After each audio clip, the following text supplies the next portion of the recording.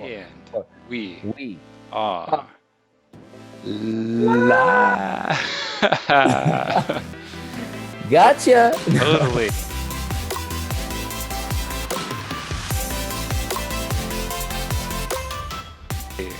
We are back with Genesis 38 to talk about what's going down with Judah. We're gonna take a little interlude away from Joseph. We're excited to be back, though.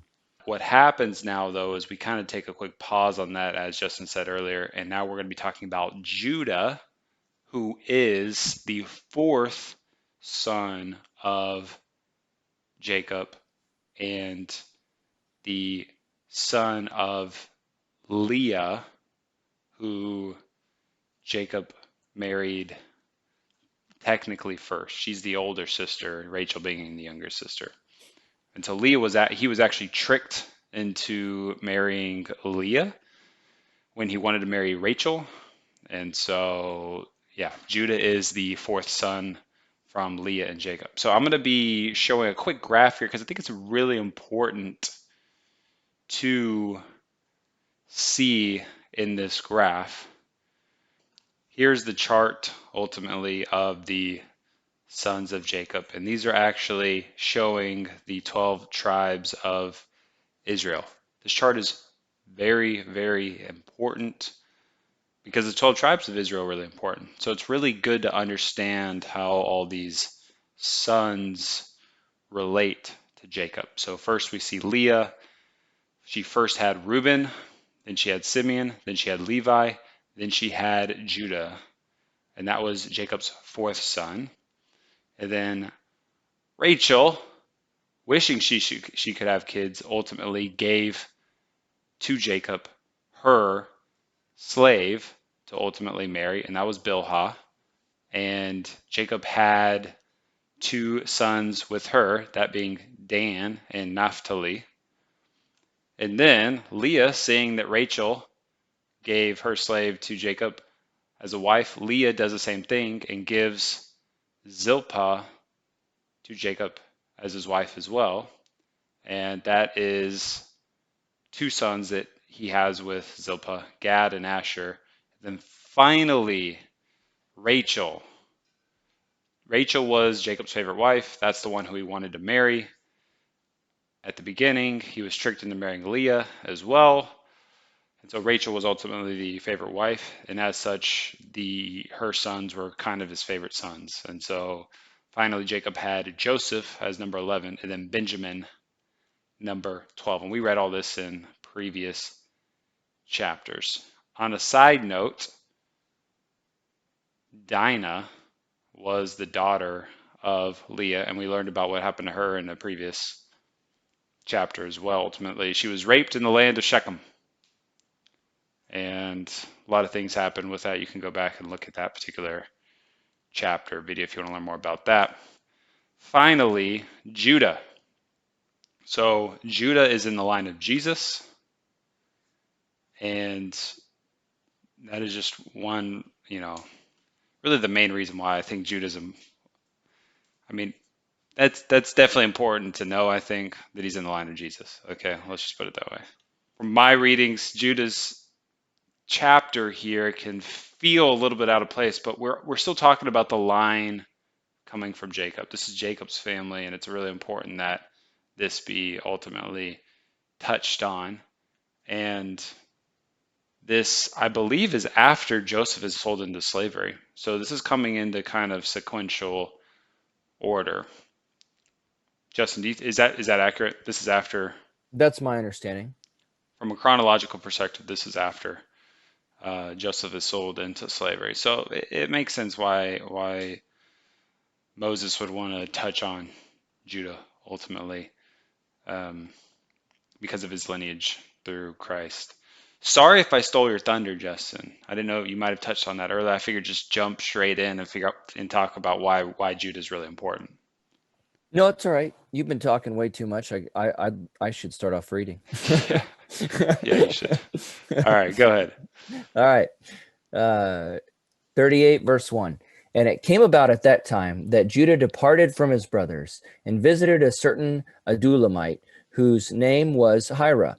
Judah saw there a daughter of a certain Canaanite whose name was Shua, and he took her as a wife and had relations with her. And she conceived and gave birth to a son, and he named him Then she conceived again and gave birth to a son, and she named him Onan. She gave birth to yet another son and named him Shelah. And it was at Chizib that she gave birth to him.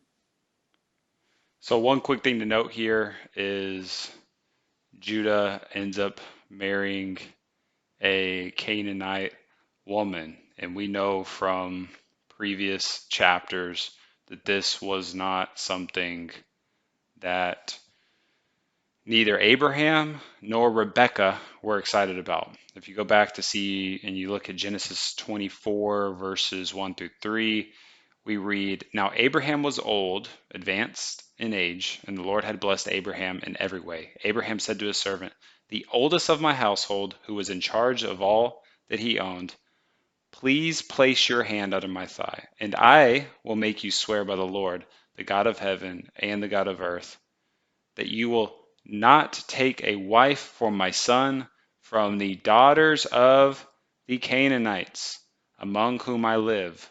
Abraham is very explicit here. Do not take a wife from the daughters of the Canaanites. Whatever you do, don't do that. Real quick, let's touch on Rebecca. Rebecca ultimately had some challenges with the Canaanite women as well. Chapter 27, verse 46. And Rebekah said to Isaac, I am tired of living because of the daughters of Heth. If Jacob takes a wife from the daughters of Heth, like these from the daughters of the land, what good will my life be to me? Next chapter, chapter 28, verse 1. So Isaac called Jacob and blessed him and commanded him, saying to him, You shall not take a wife from the daughters of Canaan. Let's just say taking a wife from the Canaanites was not a recommended thing to do at this time. And so you see Judah here not caring about this and doing whatever he wants. Yes, so Judah was the brother that suggested about selling Joseph into slavery instead of killing him. And we continue to see how living in the land of Canaan just proved to be too much temptation for the Israelites, or for the beginning of the Israelites here, the sons of Jacob, in reference to getting involved with the Canaanites. And so really this interlude, as Henry brought up, is one of the things I see that Moses is revealing to us. It's this contrast of, we're about to see what a righteous man Joseph was, and this chapter is going to be very clear of what an unrighteous man Judah was. And so Judah, yeah, absolutely. So Judah has 3 sons with this Canaanite woman, that being the firstborn, then secondborn, Onan, and then finally Shelah. And so these are the 3 sons. These 3 sons are obviously important to the rest of this chapter. So Onan, Shelah. Verse 6. Now Judah took a wife for his firstborn, and her name was Tamar. But Judah's firstborn, was evil in the sight of the Lord, so the Lord took his life. Then Judah said to Onan, Have relations with your brother's wife and perform your duty as a brother-in-law to her, and raise up a child for your brother. Now Onan knew that the child would not be his. So when he had relations with his brother's wife, he wasted his seed on the ground so that he would not give a child to his brother. But what he did was displeasing in the sight of the Lord, so he took his life also. Then Judah said to his daughter-in-law Tamar, Remain a widow in your father's house until my son Shelah grows up. for he thought, I'm afraid that he too may die like his brothers. So Tamar went and lived in her father's house. Yeah, so Judah's oldest son was killed by God because he was wicked. We're not given specifics about what his wickedness looked like, just that he was wicked.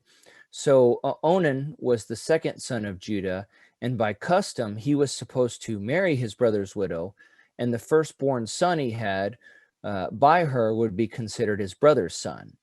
This was considered, or I believe it's labeled as a levirate marriage um, custom, and so this was actually later put in the Mosaic Law, as seen in Deuteronomy 25, 5 through 10.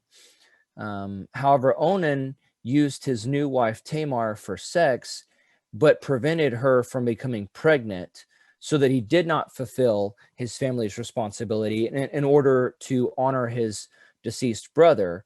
And so, because of this, God killed Onan as well. God wasn't happy about that. And so, now what happens is Judah, Onan's father, tells Tamar, his daughter-in-law, that she should go back and live with her parents again, and that because she's a widow, and that when his third son becomes old enough, that he'll have her marry his third son because she was still owed to marry one of his sons and have a child on behalf of her first husband. So, however, though, even though Judah told her this, he lied to her, and he had no intention of giving her his third son. As we read in the text, he was afraid that his third and final son might die if he married her, as we see. And it wasn't her fault that her first two husbands died. It was obviously their own fault. They were acting wickedly, and God killed them. Yeah. So there's a ton going on in here. You know, and Onan were both so evil that the Lord took their lives. This is the first time in scripture that we hear of God specifically taking somebody's life like this. And obviously, that could rub some people the wrong way. You know, when God takes a life, really what he's doing is, people don't cease to exist.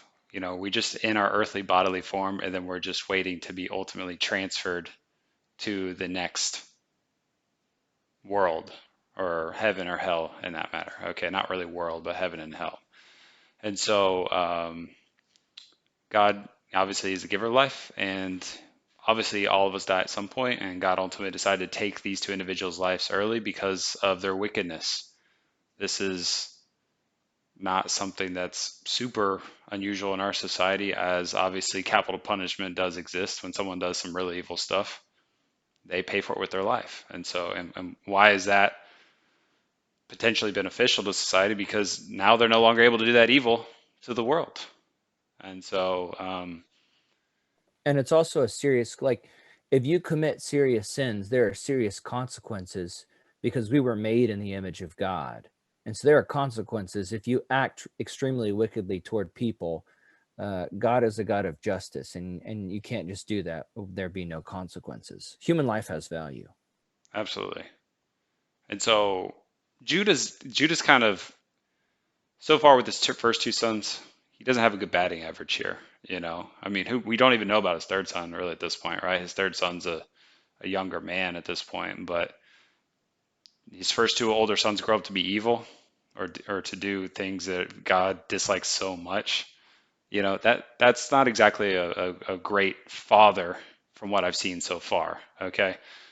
Um, It's I going to will get worse. I will say though that Judah does try to do the right thing by giving Tamar to Onan, right? He tries to make that right there. So, but he seems to think that this is a problem with Tamar, right? Like Tamar's kind of cursed his sons or something like that. When in reality, he can't even see that his own sons were doing wicked things, right? So he blames Tamar, not his own sons.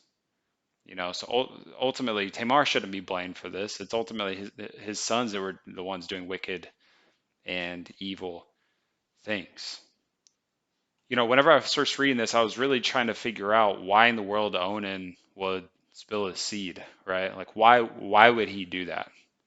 And my first guess was it's clearly stated here in verse 8. Then Judah said to Onan, have relations with your brother's wife and perform your duty as a brother-in-law to her and raise up a child for your brother.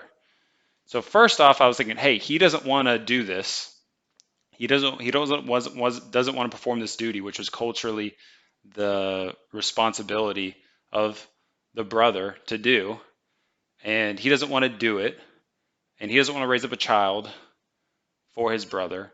So ultimately, he wants to look good in front of everybody else and attempt to do this, but actually not have this responsibility to raise this child. He doesn't want this particular responsibility.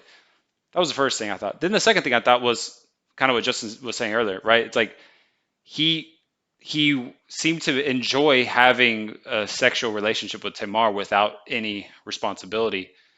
From one of the commentaries that I read here was that the standard English versions fail to make clear that this was his persistent practice when in verse 9 should be translated whenever. So I'm going to read verse 9 here. Now Onan knew that the child would not be his, so when, or you could say, so whenever he had relations with his brother's wife, he wasted his seed on the ground so that he would not give a child to his brother. It seemed like this was something that was happening multiple times, right? And so he's having a great time having a sexual relationship with this woman that ultimately he's not. The point of the relation, him having sex with her was so that she could have a kid, not so that he could have fun and she won't have a child, right? So that is totally messed up. And obviously we see that in today's society all the time, right? People want to have sexual relationships, but they don't want the responsibility of marrying the person and or taking care of the byproduct of that sexual relationship, aka a kid.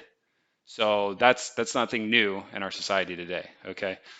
Finally, the third thing that I thought, and from what I was reading, was ultimately if Onan, if this child doesn't exist, it's my understanding that Onan ultimately receives the birthright that because it would go to first and then his son, but if he doesn't have a son, then it then comes to him. So he gets some type of inheritance or something ultimately from all this. And so if she doesn't have a son, then he ultimately benefits. However, he didn't care, that his brother's name wouldn't continue on through this son, because that son ultimately would carry on Er's legacy and family line inheritance.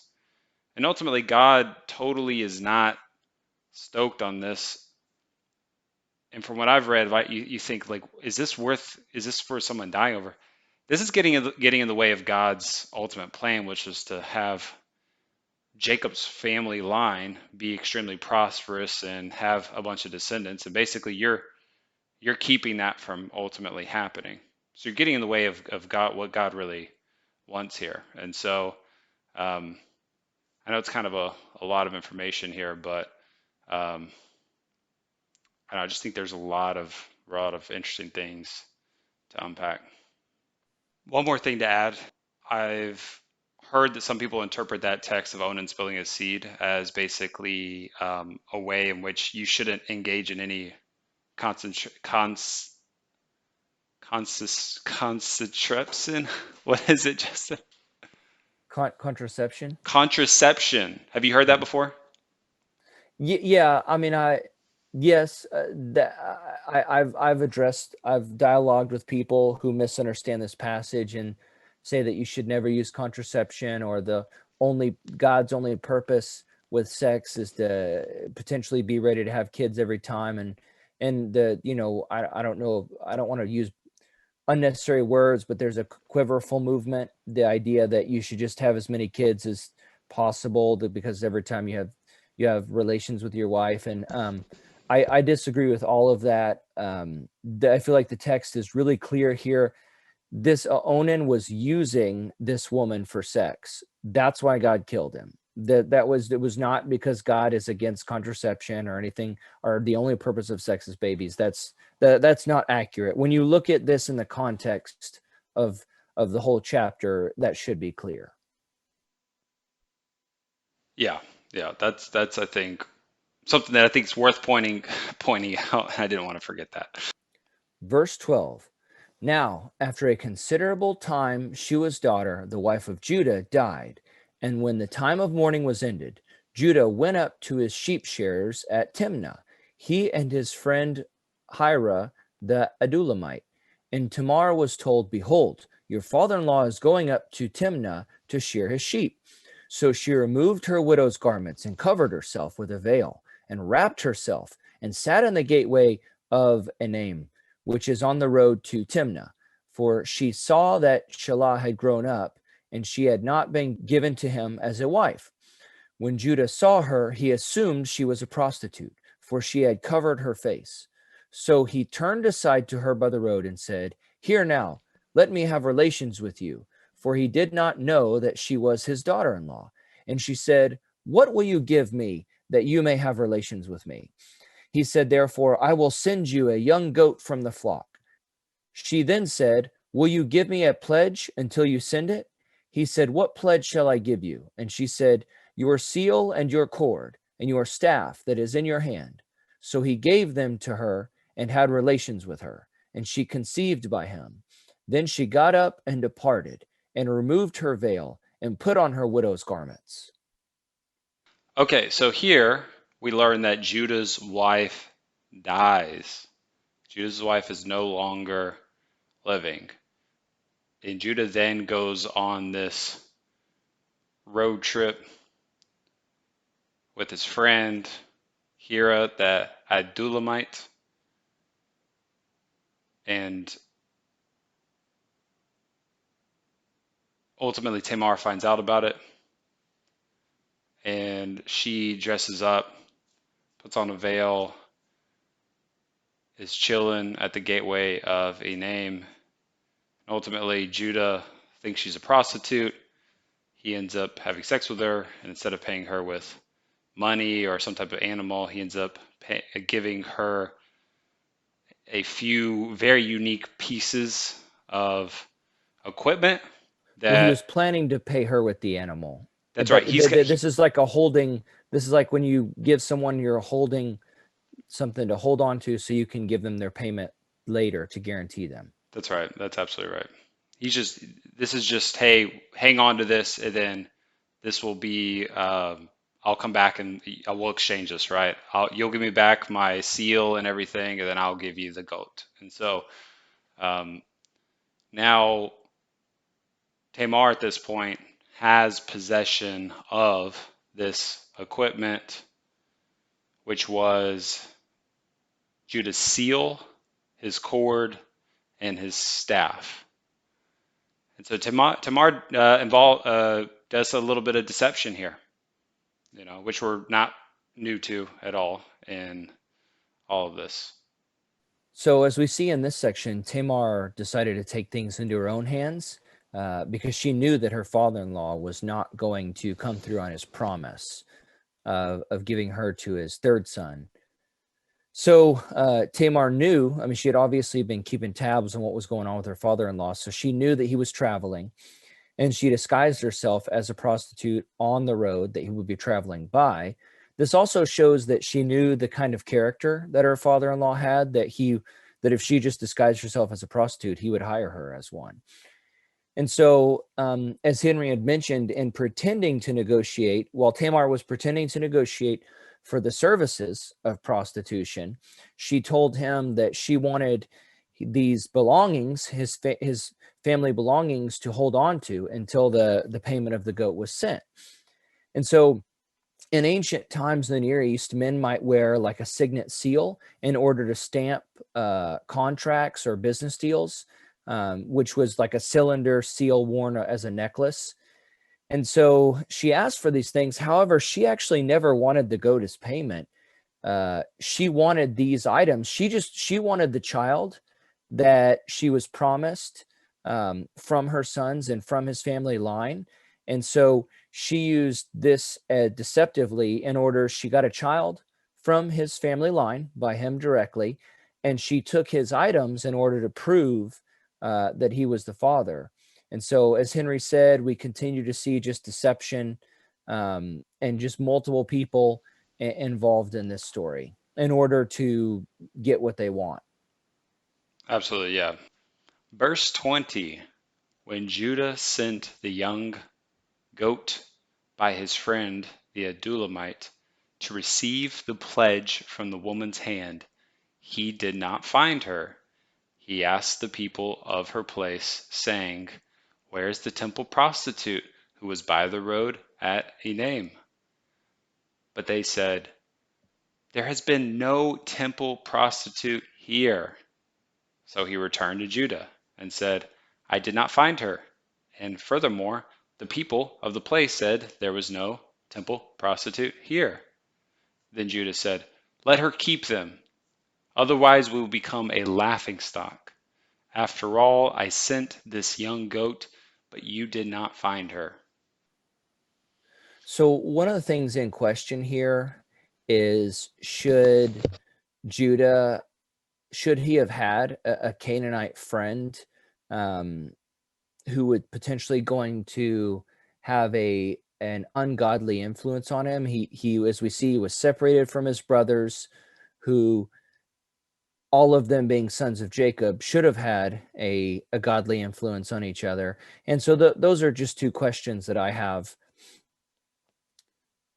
And so also with that, we see when Judah sent his friend, the Canaanite friend, to pay Tamar with the goat, she was gone, because, as we already addressed, she didn't even want the goat as payment. She wanted a child, and she wanted to be able to prove whose child that was.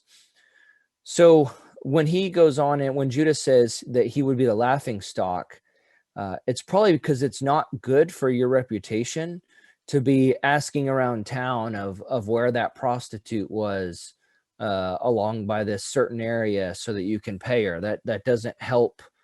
That doesn't help your reputation to be known as that guy who is asking everybody around town on where that prostitute was, because you need to pay her. Everyone, town meeting, town meeting. There's a prostitute that I owe money to.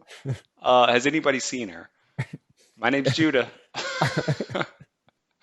No, no, I completely agree. That would be, even back then, I'm sure it was somewhat embarrassing. But one thing I find fascinating is not only, he seemed to think this was a temple prostitute, not just a prostitute. Justin, do you have any clarity on that? Yes. So in pagan areas, it was common to have prostitutes and to have relations with prostitutes as part of the religious worship system. And so temple prostitutes would be obviously a part of that.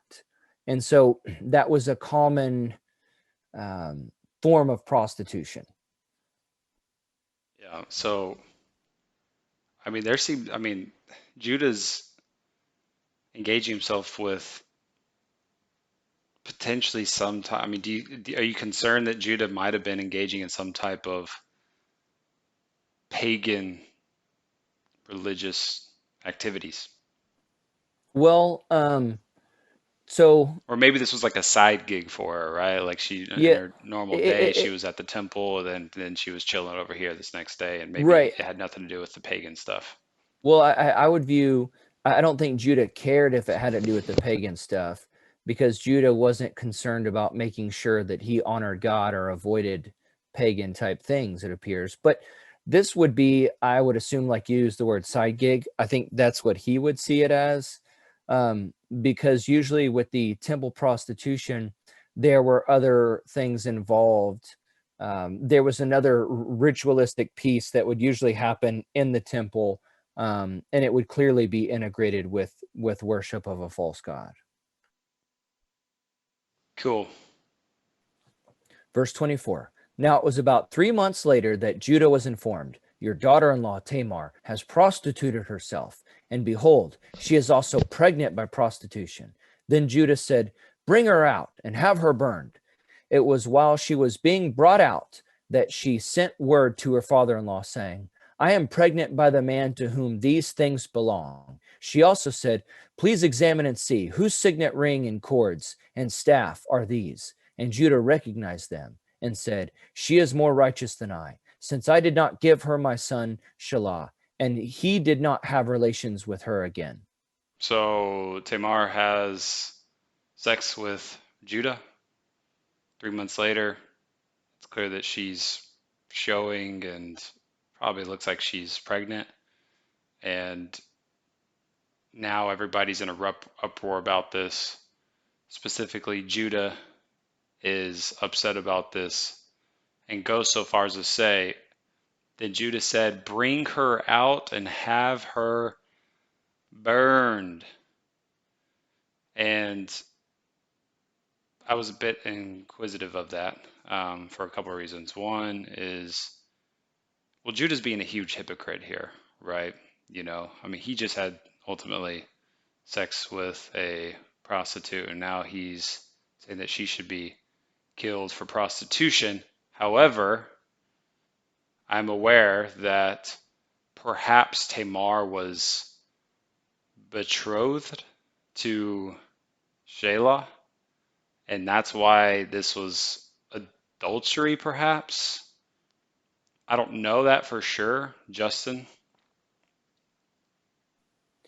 Yeah, yeah. This would have been one of those things.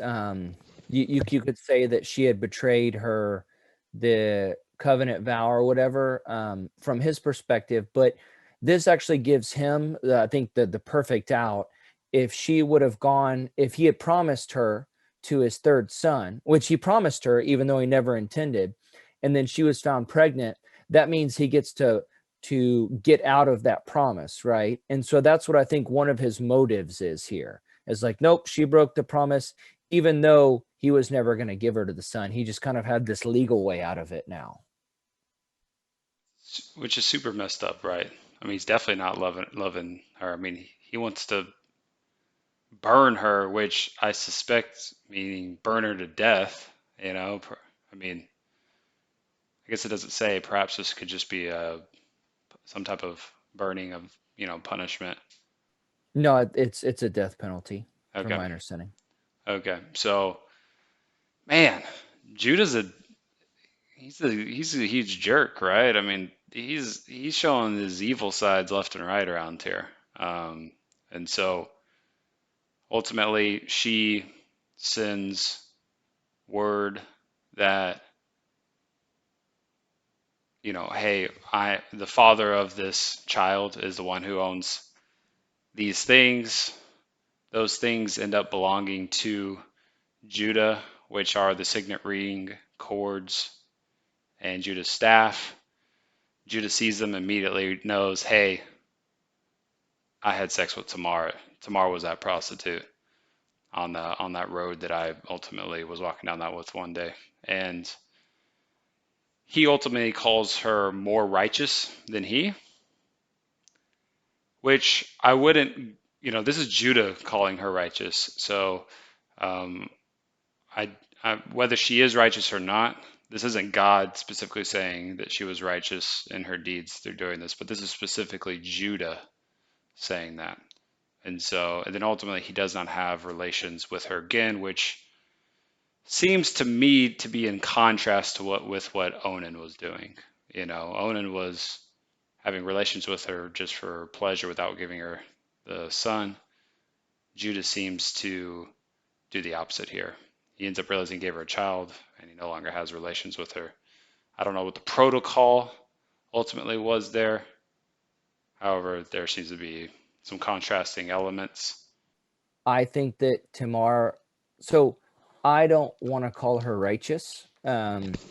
I I feel like she was put in unfair positions, and I feel sorry for the positions that she was put in. And I I'm not. I agree with you. This is Judah calling her righteous, and I think Moses put this in here to say that Tamar did deserve a child from Judah's lineage because of the marriage that had happened. And so, even though she went about it deceptively, she did deserve a child from that lineage because they married her, and marriage is very important to God. And that marriage covenant, which is the way it was set up, she was deserved a child from that family.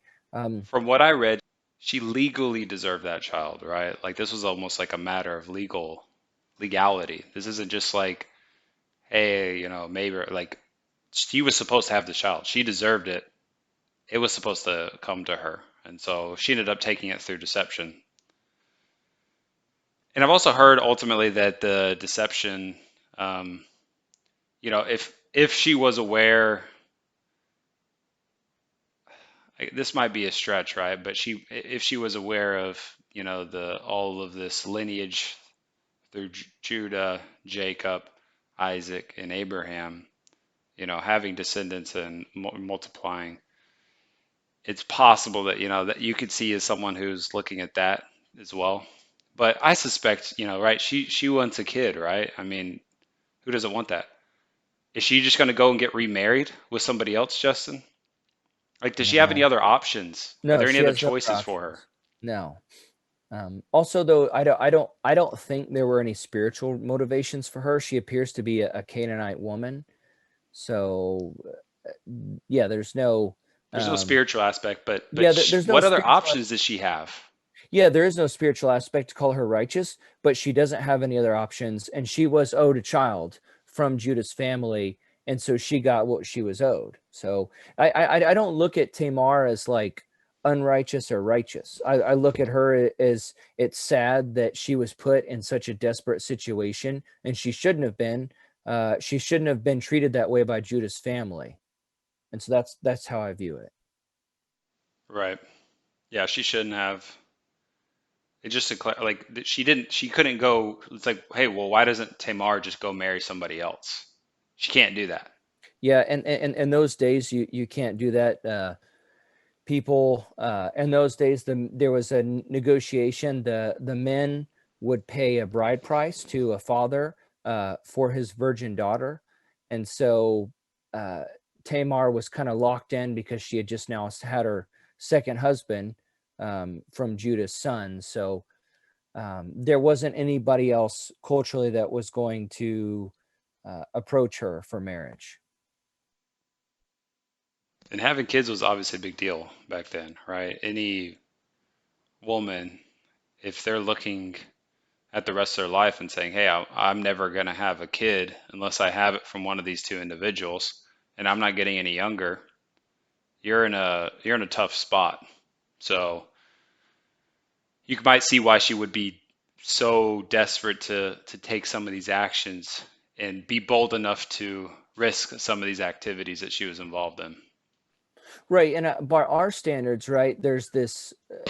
We don't like the idea of deception, but like she didn't have, since I think she was a Canaanite woman.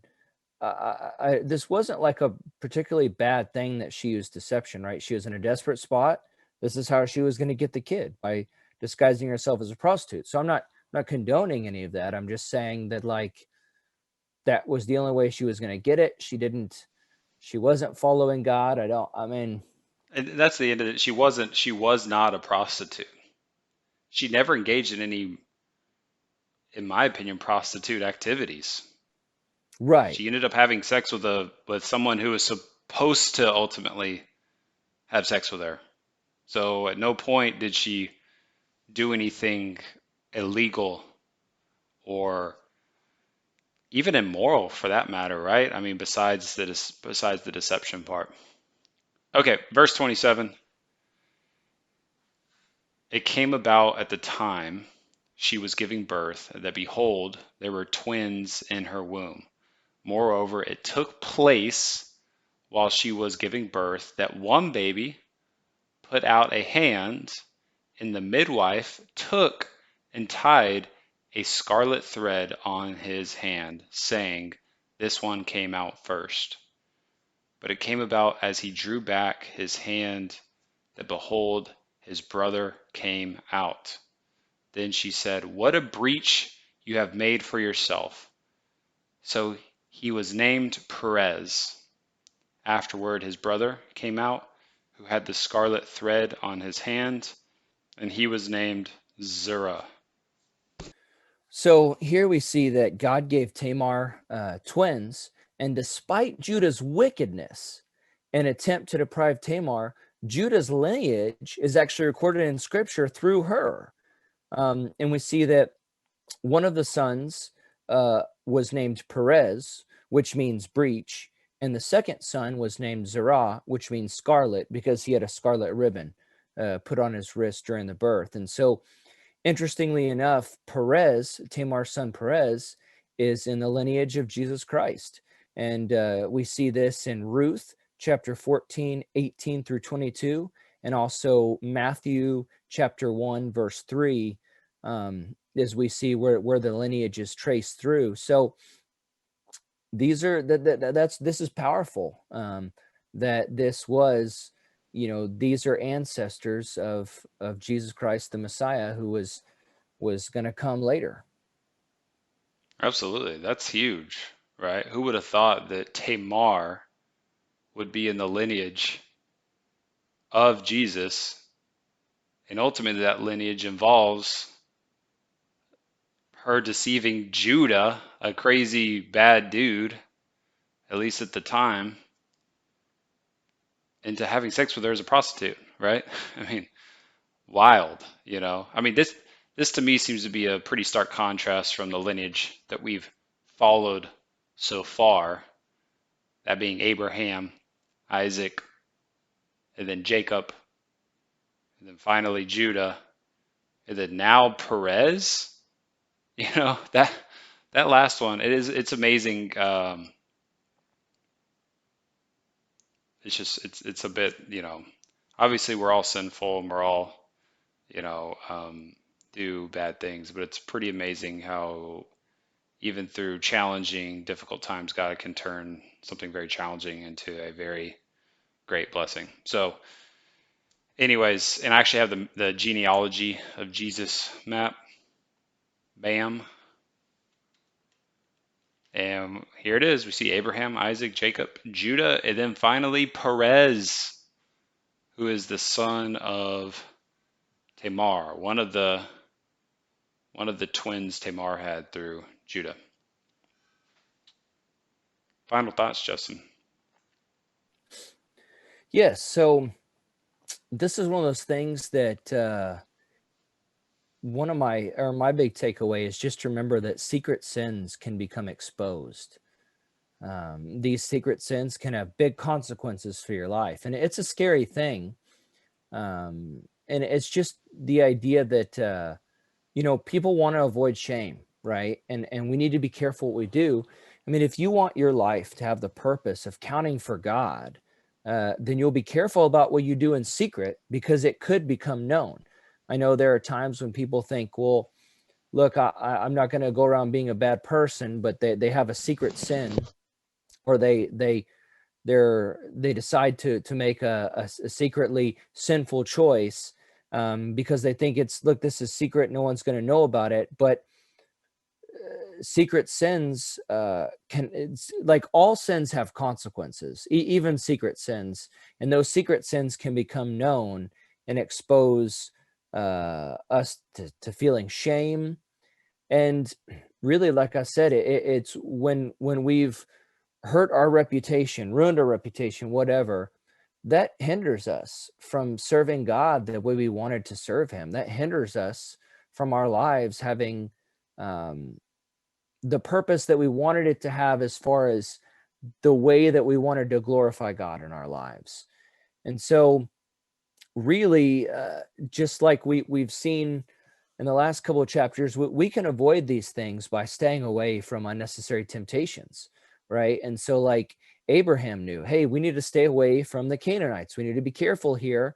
And so we saw the people, the descendants of Abraham, that took that seriously and wanted to avoid those, avoid bonding themselves with Canaanites and people who were contrary to the one true God. And we see people who didn't, who just didn't care, and they went and lived in these areas. They bonded themselves with people who didn't care about God. And so um, having that temptation in our lives can lead us down that road. But uh, just remember that secret sins can become public and hurt our opportunity to serve God and bring a bunch of shame. Absolutely, yeah. I mean, I think there's solutions to secret sins, though, right? Like any sin that you have secretly, if you have a secret sin, Justin, what do you think we should do?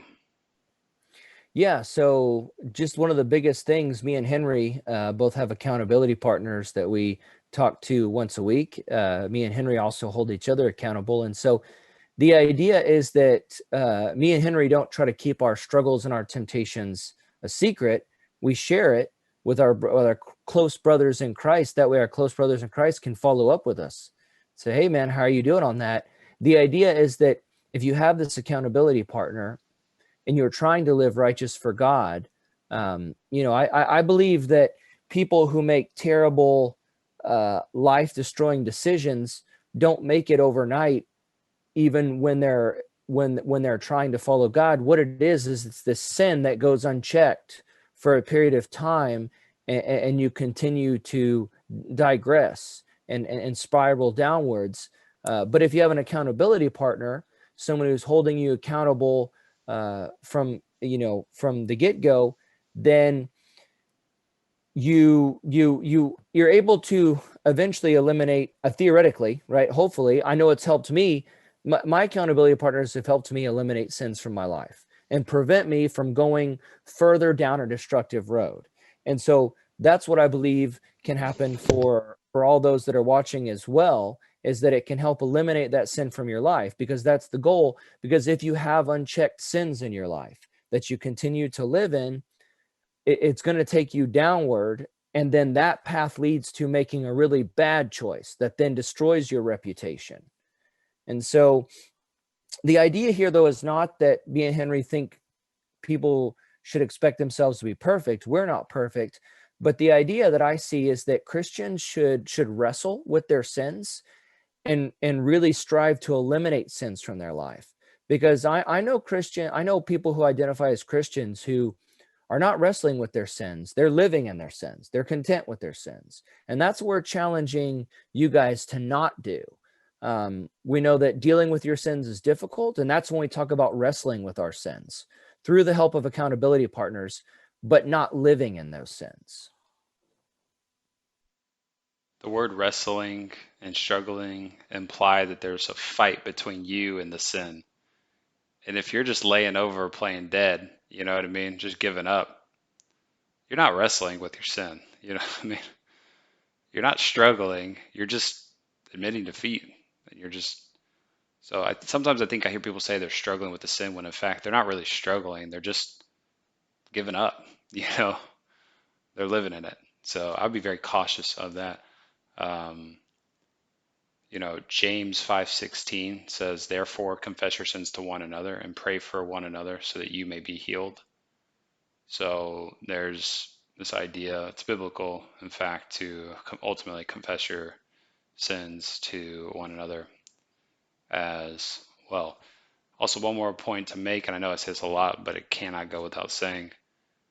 I think a lot of this starts with the leader of these households. And I'll go back as far as Jacob. It's like Judah ends up being this evil dude. Can is a father responsible for everything his son does? No, you know what I mean? But I think there were some serious things that took place, in Judah's life that potentially could have been corrected if Jacob hadn't lived right next to Shechem to begin with, right? Maybe that's where it all started. It's hard to say exactly. And then Judah, being an evil dude, ends up having two evil sons, you know. And I say evil, I mean a dude that engaged in sin and delighted in sin, or so it seems in these verses. He has two sons that end up dying due to their wickedness. And so, and then ultimately, Judah's willing to have Tamar burned to death, right? It's like his sin has real consequences on the people around them. Your sin does too.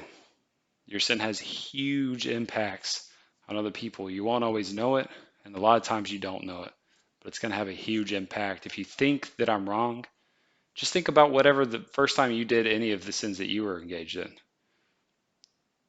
I mean, a lot of times you're not on your own. You're not on your own, right? Someone shows you something, or they introduce something to you, or whatever it is, and that stuff perpetuates. So stop it in its tracks. Cut it out. Quit doing it, so that you don't perpetuate that out into future generations. Hey, anybody who has an accountability partner or has experienced that before, if Tell you've us had about some, how it's helped you, right? or and it's helped you, throw your experiences in the comments of I how like it. I like that. accountability building partners have potentially helped. Yeah. It's really easy. It is a vulnerable deal, though, right? You know what I mean? You are sharing some very, some your secret sins, right? The things you want to be secret. That's the point, right? You're supposed to Yeah. bring that into the light out of the darkness. Hmm. So that's why you want an accountability partner that will hold you accountable, but also not someone that you can be vulnerable with without it being a negative experience. I would also add that if whatever secret sin you have, if you're not willing to get an accountability partner, then you've struggled with this sin for a long time, you're probably not that serious about getting rid of it if you're not willing to get an accountability partner. So, I agree. I mean, basically what I'm hearing is, hey, I'd rather continue engaging in this sin than have an accountability partner. And I mean, is that not already admitting defeat? I mean, just right. I mean, let's be men about this and do what we need to do to cut this stuff out. So don't be afraid. Find someone you trust, and not only will you benefit, but they'll benefit too. So you really be doing them a favor for that matter. Justin, love it. Super great today. Next episode, we're getting back on Joseph. We're going to finish out Joseph. Joseph's story is a really powerful story. There's a lot of really applicable stuff for our lives today, and just seeing what an awesome example he was and learning from his life. Yeah, bros, have a brotastic bro day, and we will bro you later.